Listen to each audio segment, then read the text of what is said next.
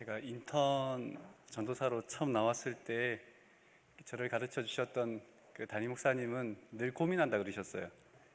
그 예배를 드릴 때 그 설교자가 이제 서면 회중을 향하여 인사를 하잖아요. 그래서 이게 얼만큼 숙여야 할까? 이게 너무 숙이면 하나님을 예배하는 곳에서 또 하나님이 아닌 또 인간을 향한 어떤 그 숙임 같고, 또 너무 안 숙이면 또 너무 뻣뻣해서 설교자의 말을 들어야 되나 말아야 되나 청중들이 고민할 것 같다라고 하는 말을 하는데, 특창을 하는 분들도 마찬가지입니다. 이 특창을 위해서 얼마나 열심히 연습을 하고 또 준비를 하셨겠어요. 안식일 또 시작하는 이 시간에 교회에 왔을 때 제일 먼저 들리는 소리가 오늘 특창한 두 분의 그 연습하고 맞추고 또 조율하는 그런 소리였거든요. 참 감사하고, 또 이 예배를 위하여 준비한 많은 분들, 이 안식일을 위해서 또 수고하고 분투하며 이날을 맞이한 우리 모든 분들에게 참 좋으신 우리 하나님의 평안과 은혜가 가득한 그런 시간이 되었으면 좋겠습니다. 좋은 사람, 마음이 맞는 사람과 함께 여행을 한다는 것은 참 행복한 일입니다. 그리고 내가 해야 하는 일이 내가 하고 싶은, 내가 좋아하는 일이라면 그것도 참 복된 일이라고 생각을 합니다. 그런데 사람의 일이란 게 늘상 좋아하는 사람과 함께 할 수 없고 내가 하고 싶은 일만 할 수 없는 것이 사실입니다. 그렇다 보니 우리가 하는 많은 일들은 억지로 하는 일들이 많아요.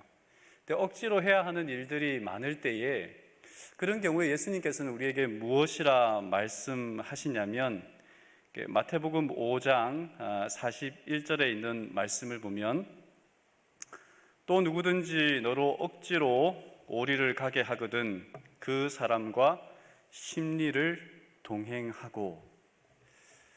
하기 싫은 일을 만날 때에는 최대한 빨리 벗어나는 것이 상책이지만, 예수님께서는 우리가 억지로 할 수밖에 없는 일을 만났을 때에는 억지가 아닌 이 동행이라고 하는 말을 썼습니다. 심리를 동행하라. 당시 이스라엘은 로마의 지배를 받고 있었어요. 그렇다 보니 법적으로 로마 군인들이 자신의 무거운 짐을 식민 지배를 받고 있는 사람들에게 법적으로 짐을 치우게 할 수 있는 거리가 있었는데, 그게 뭐냐면 오리입니다. 오리. 그러니까 2km 정도 되는 거리를 억지로 짐을 치우게 할 수 있는 거예요. 그러다 보니까 사람들은 자기 집에서 어느쯤 가면 오리인지를 분명히 알죠. 근데 예수님께서 뭐라고 하시냐면, 오리를 가는 것, 그 법적으로 너희들이 해야 하는 일인데 무엇하라고 하냐면 심리를 가라라고 이야기를 합니다. 심리를 억지로 가라고 하지 않고 동행, 그러니까 오리와 심리라는 말보다는 동행이라고 하는 말이 제 눈에 좀 들어왔습니다. 남녀가 좋아서 만나고 좋아서 결혼을 합니다.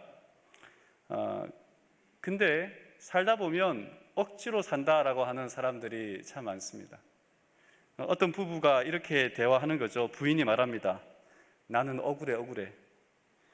내가 당신한테 시집 와서 애 낳고 빨래 해주고 밥하고 살다 보니 이 꼴이 되었지 뭐야. 내가 당신 안 만났으면 손에 물도 안 묻히고 살았을 거야. 알긴 알아? 내가 당신 만나서 팔자에도 없는 고생을 하는 줄 아냐고. 내가 식모야? 내가 당신 식모냐고. 그러면 남편도 질서라 이렇게 말합니다. 나는 뭐 안 억울한 줄 알아? 나도 당신 만나서 이 고생하고 살잖아. 나도 이 사람아, 당신 안 만났으면 벌써 출세했어. 알긴 알아? 내가 무슨 돈 벌어주는 머슴인 줄 알아? 아주 배가 불렀구만. 좋아서 시작한 결혼 관계가 억지로 함께 살게 되어서 한 사람은 식모로, 한 사람은 머슴으로 살게 되는 것이 오늘 이 시대의 우리들의 모습인지도 모르겠습니다. 사람들은 자신에게 주어진 일 앞에서 세 가지 형태로 어떤 그 삶의 모습이 꼴지어진다고 생각합니다. 첫 번째는 내가 해야 하는, 개인이 해야 하는 의무도 못 채우는 사람, 밥값도 못하는 사람이 있는가 하면, 그러니까 우리가 사회가 기대하고, 그리고 내가 해야 하는 의무와, 그리고 내가 어떤 사회적으로 받는 보수에 대한 대가만큼만, 딱 그만큼만, 오리만 가는 사람이 있습니다. 세 번째는 그 다른 사람의 기대와 의무와, 그리고 그 대가보다 훨씬 더 이렇게 뛰어넘는 그런 사람이 있는 거죠. 오늘 저는 그 두 번째에 해당하는 사람과 세 번째에 해당하는 사람에 대한 이야기를 함께 하고자 합니다. 첫 번째 사람은 놔두고요, 두 번째와 세 번째 사람인데 그 사람이 누군지 오늘 함께 좀 살펴보려고 합니다. 룻기를 살펴보고 있습니다. 오르바와 룻에 대한, 나오미의 두 며느리에 대한 이야기를 좀 하려고 합니다.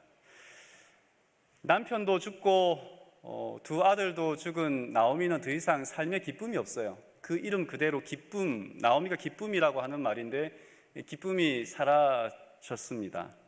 그리고 남은 여생을 고향에서 보내고자 하며 이렇게 베들레헴으로 돌아가려고 합니다.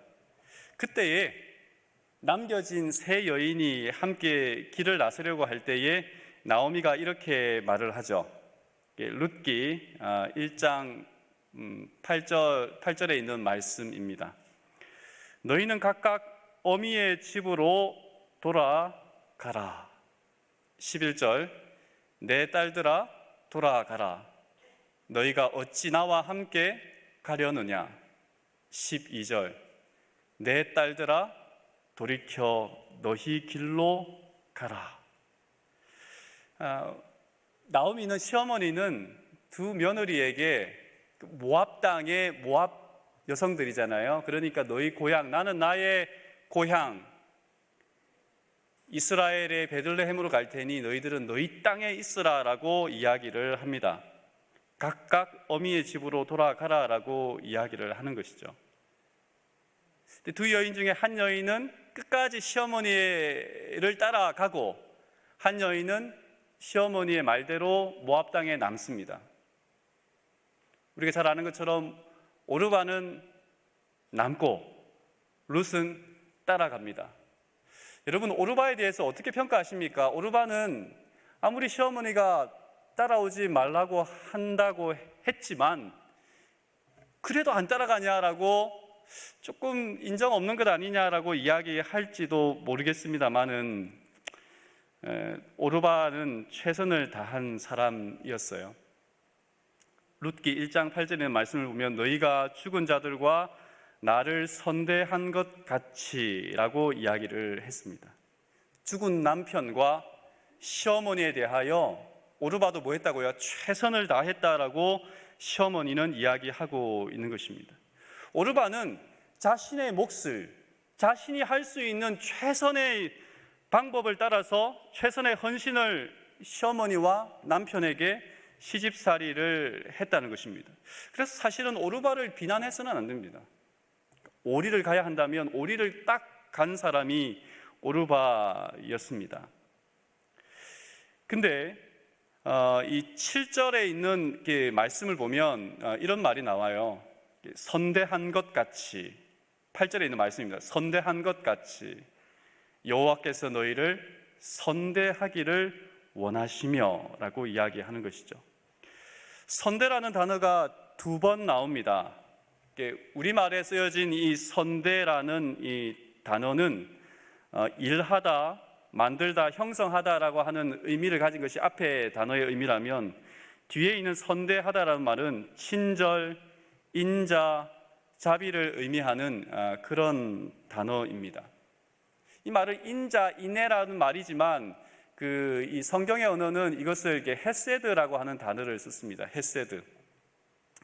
이 헤세드라고 하는 이 단어와 그 사용법을 깊이 연구한 한 학자가 말하기를 약한 자가 공궁에 처해 있을 때 강한 자가 그를 의무가 없음에도 불구하고 자발적으로 보이는 언약의 충성이라고 이야기합니다. 상위자가, 가진 자가 없는 자에게, 약한 자에게, 낮은 사람에게 베푸는 자발적인 사랑과 헌신을 뭐라 그러냐면 이 헤세드, 인애라고, 선대라고 하는 단어를 이야기하고 있는 것입니다. 우리가 이 인애라고 하는 말도 사실은 잘 사용하지 않습니다. 인애하신 구세주여라고 하는 이 찬미가의 가사를 여러분 기억하실 텐데, 이 표현은 위로를 줄 수 있는 사람이, 도움을 줄 수 있는 사람이 그보다 더 약한 자에게 도움을 줄 때 쓰는 단어입니다. 세 여인이 있습니다. 누가 위로를 받아야 합니까? 남편과 두 아들을 잃어버린 한 여인이 있고요. 각각 남편을 잃어버렸지만 아직 젊어서 기회가 있는, 결혼할 기회도 있고 살아갈 여러 가지 기회가 있는 두 과부가 있습니다. 젊은 과부가 있습니다. 셋 다 어려운 건 사실입니다. 근데 누가 가장 어렵다고 생각하세요? 사람에 따라서는 다를 수 있겠습니다만은 두 아들을 잃고 또 남편도 잃은 아무런 희망도 없는 이 늙은 한 여인, 이 나오미가 어쩌면 가장 큰 자비가 필요한 사람인지도 모르겠어요. 그런데 나오미는 지금 자신을 도와줄 수 있는, 만약 하나님이 도와주신다면, 만약 내 삶에 어떤 자비와 인애와 하나님께서 긍휼을 베푸신다면 그 긍휼을 누구에게 달라고 이야기하는 거예요? 자기의 두 며느리들에게 부어달라고 구하고 있습니다.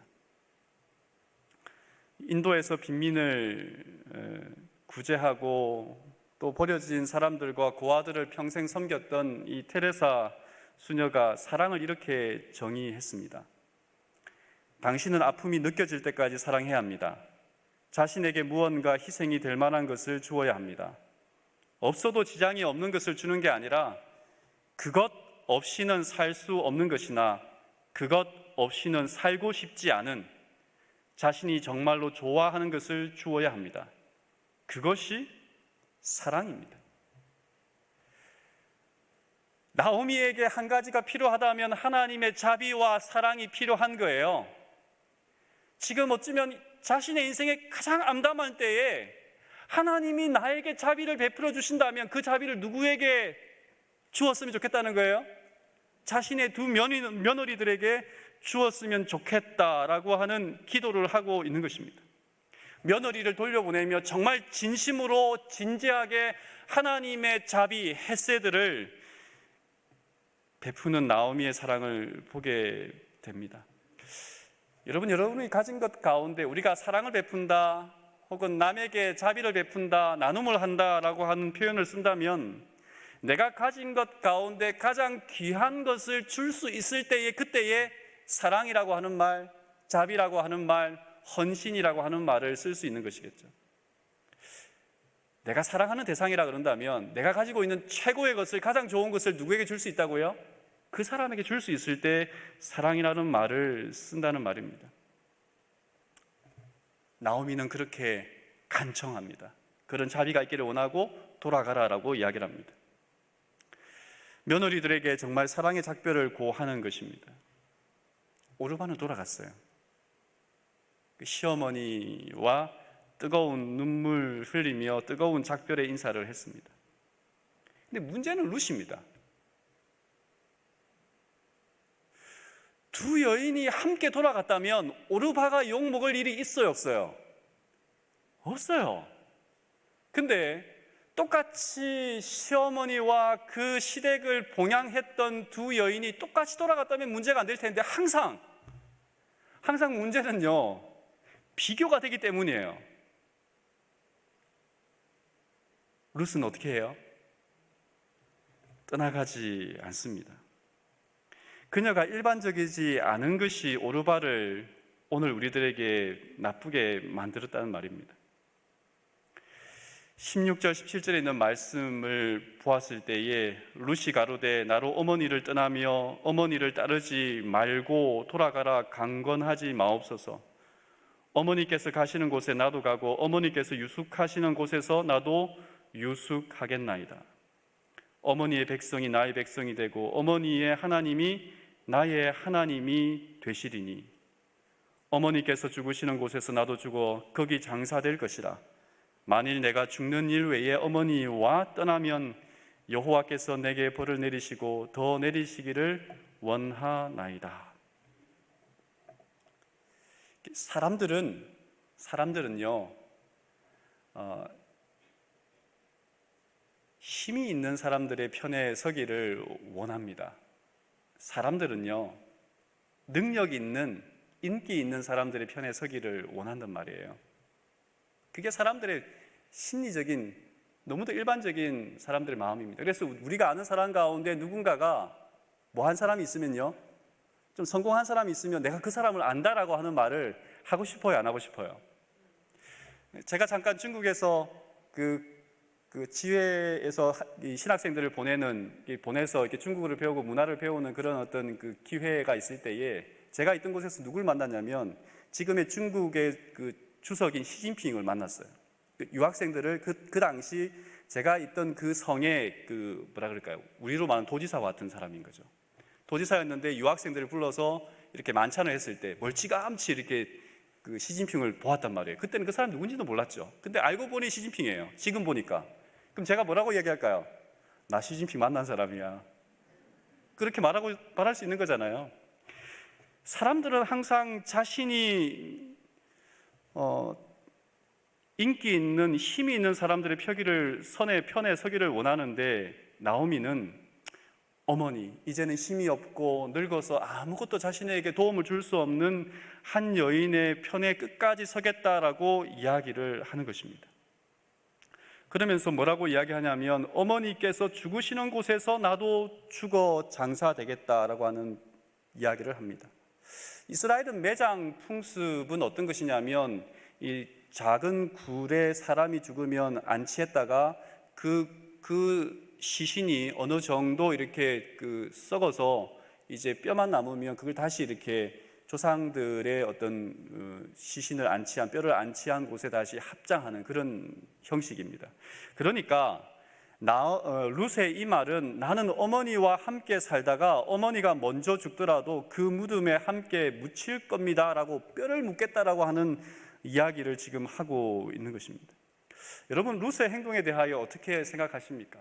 만약에 여러분의 동생이 말입니다, 여동생이, 여러분의 자매가 혹은 여러분의 딸이 아직도 20대에 정말 아직도 살아가야 할 시간들이 많이 남아있음에도 불구하고 희망도 없고 다시는 돌아올 수 없는 그 길을 선택한다면 여러분은 뜯어 말리겠습니까? 아니면 잘했다라고 칭찬하시겠습니까?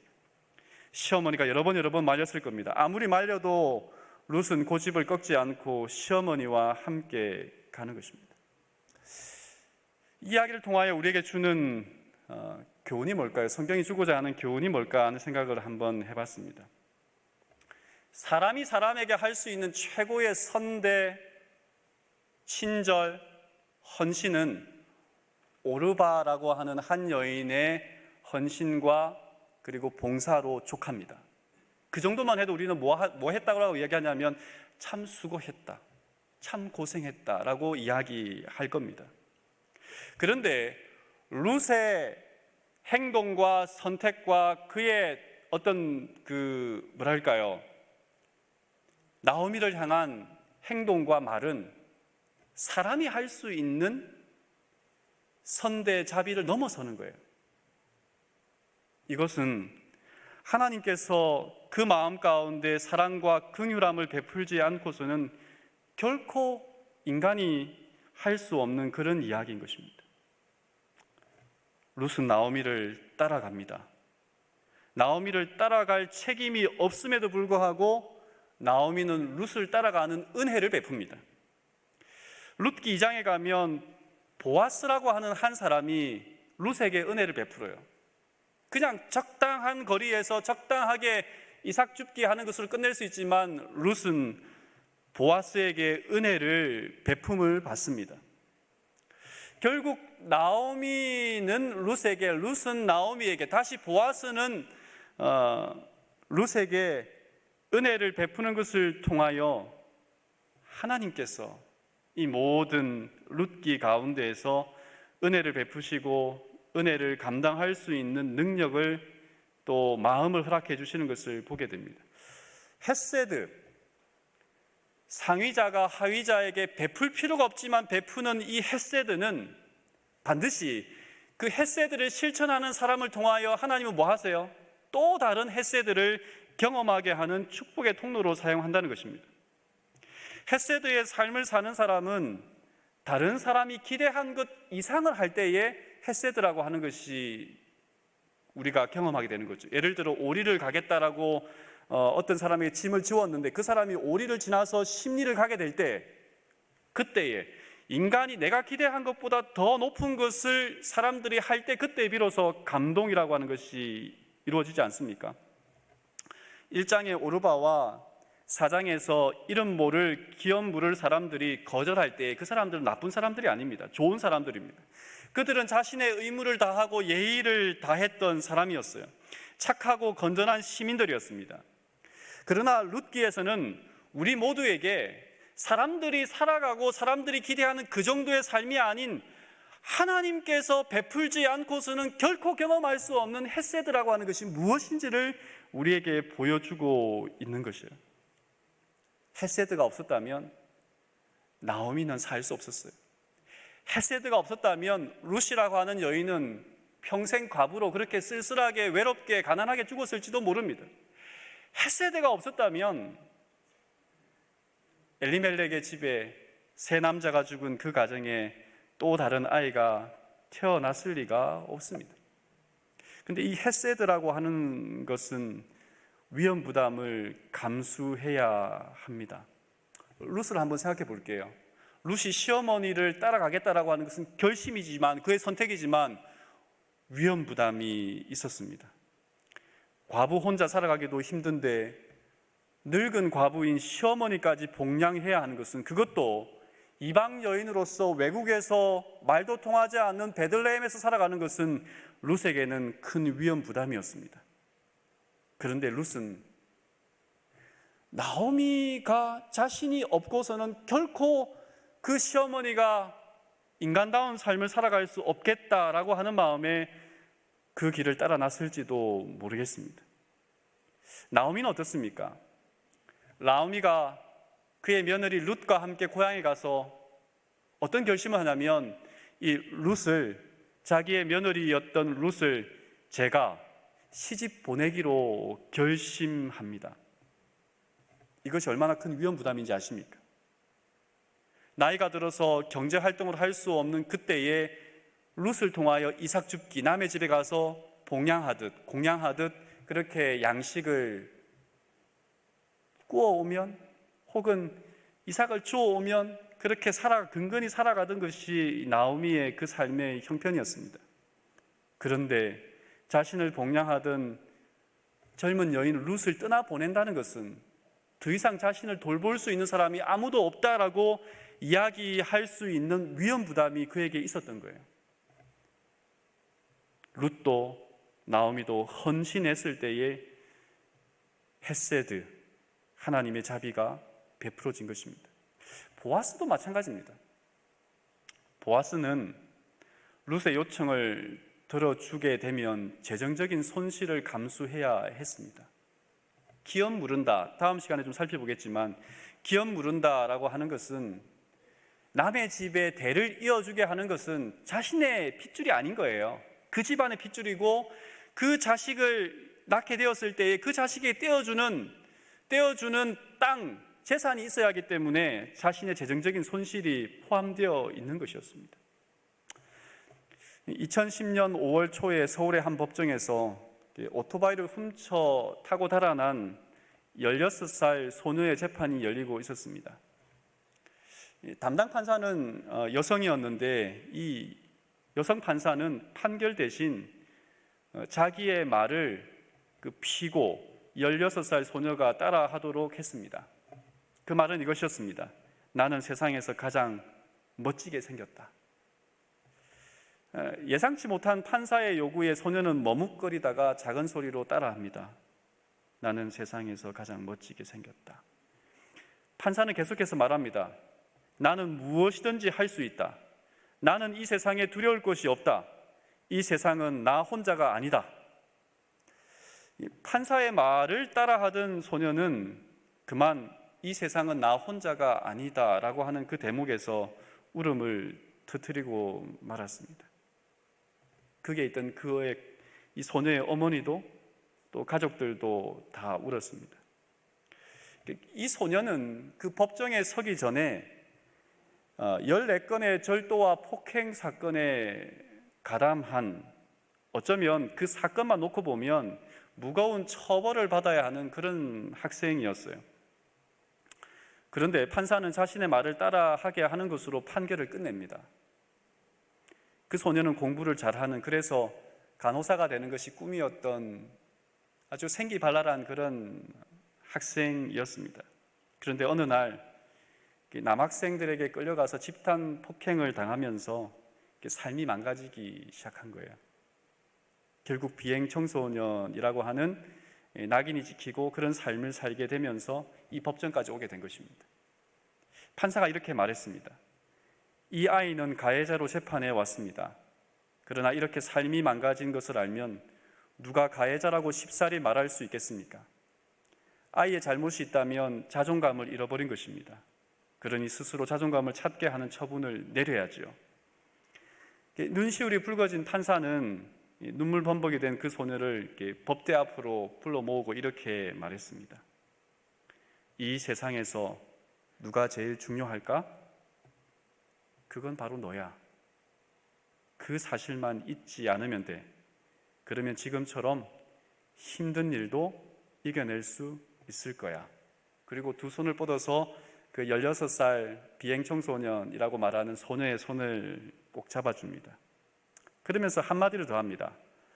마음 같아선 꼭 안아주고 싶은데 우리 사이를 법대가 가로막고 있어서 이 정도밖에 못 해주겠구나. 판사가 그 소녀에게 이런 판결을 내릴 필요가 없었어요. 법대로라면 이 소녀에게 더 중한 벌을, 처벌을 내릴 수도 있었습니다. 법대로 재판하면 되는 것이었어요. 그러나 판사는 그 소녀에게 그렇게 할 필요성을 느꼈기 때문에 흔히 말하는 오늘 성경 본문에 나오는 이 헤세드라고 하는 자비를, 그런 판결을 내리게 된 것입니다. 룻은 자신이 필요해서가 아니라 시어머니를 위해서 베들레헴으로 따라갔어요. 나오미도 자신의 필요대로라면 룻을 시집 보내면 되지 않았지만, 그러나 룻을 위하여 헤세드를 베풉니다.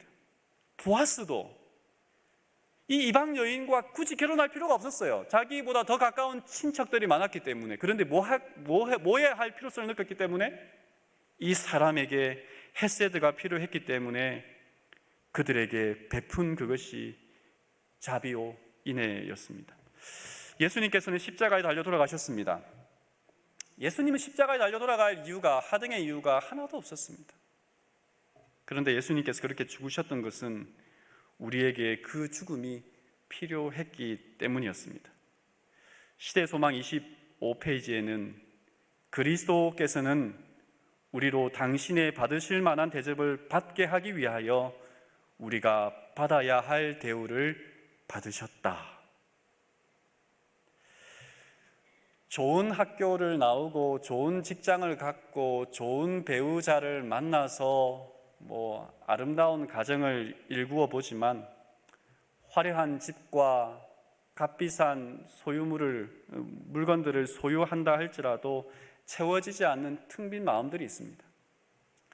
그래서 아산병원의 의사였고 교수였던 이 김병수 씨가, 제가 한 두어 번 소개했던 그 책자 사모님 우울증이라고 하는 책이 있어요. 그 책에 보면 아무리 화려한 삶을 살아도 그 마음 가운데 우울감이 있다. 빈 것이 있다. 누군가가 채워주지 않으면 그 허탈함 때문에 심지어는 자살까지 하는 그런 우울함이 있다라고 이야기를 했습니다. 그 책에 한 그림을 소개하고 있는데요. 이 그림은 멕시코 사람인 이 프리다 칼로 디 리베라라고 하는 한 여성이 그린 이 그림입니다. 자기의 얼굴을 그 사슴 그 얼굴로, 그리고 그 사슴이 지금 어떤 상태입니까? 어떤 사냥꾼이든 어떤 이 사슴을 잡고 싶은 사람이든 활을 쏘아서 이 화살이 이렇게 박힌, 여러 개 박힌 모습을 우리가 보게 됩니다. 이 화살이 박힌 이 사슴에게 박힌 이 화살을 빼낼 수 있는 것은 사슴은 자신의 몸에 박힌 화살을 빼낼 수가 없어요. 누가 빼줘야 합니까? 사냥꾼이든 혹은 다른 사람이 이 박힌 화살을 빼줘야 하는 거예요. 여러분, 어쩌면 우리는 마음의 상처와 아픔과 누구도 채워줄 수 없는, 내 스스로는 아무리 안간힘을 써도 채워줄 수 없는 그런 텅 빈 마음이 있을지도 모르겠습니다. 그 텅 빈 마음은 누가 채워줄 수 있어요? 하나님이 채워주시는데, 하나님은 누구를 통해서 우리에게 자비와 헤세드를 허락하시죠? 사람을 통해서.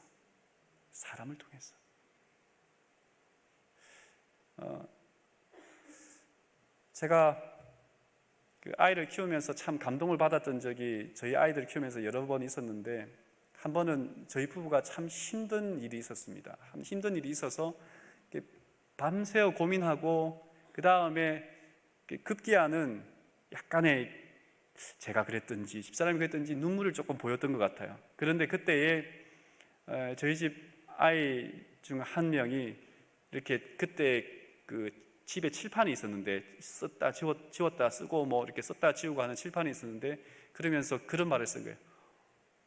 엄마 아빠 울지 마세요, 저희가 있잖아요.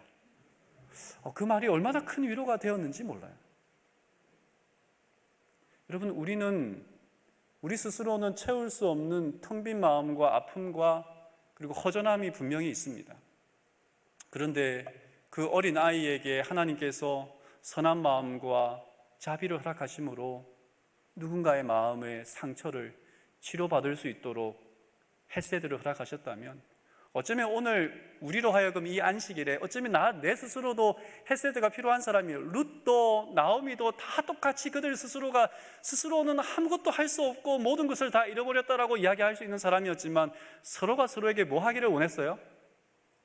자비를, 사랑을, 은혜를 베풀고자 하는 마음 속에서 서로가 서로에게 채워주는 하나님의 헤세드가 전달되었던 거예요.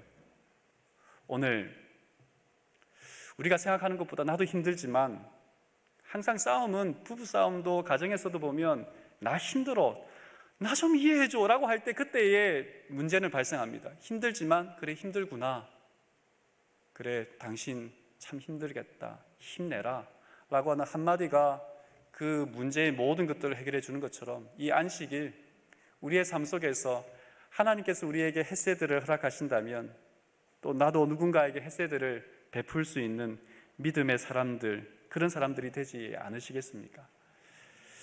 하나님께서 한 여인을 통하여 한 가정을 살리시고 한 민족을 살리시고 또 예수님을 탄생하게 하는 그 족보를 이어가게 하셨다면, 오늘 소망 없이 살아가는 우리들에게 또 누군가를 통하여 베푸시는 헤세드를 기억하는 안식일 시간이 되었으면 좋겠고, 또 누군가가 나를 통하여 하나님께서 베푸는 헤세드가 있다면, 하나님 저에게 주신 은혜대로 내가 받은 것이 이거밖에 없지만 그것이라도 나눠줄 수 있는 그러한 은혜의 통로가 되기를 원합니다 라고 고백하는 이 안식의 시간 속에서 우리 모든 별내교회 믿음의 식구들, 그리고 이 믿음의 공동체, 우리의 가정들이 하나님의 자비가 가득하여 이곳에 먹을 것이 있고 하나님의 은혜가 있고 하나님의 빵이 있는 믿음의 베들레헴이 되기를 간절히 바라면서 말씀을 줄이겠습니다.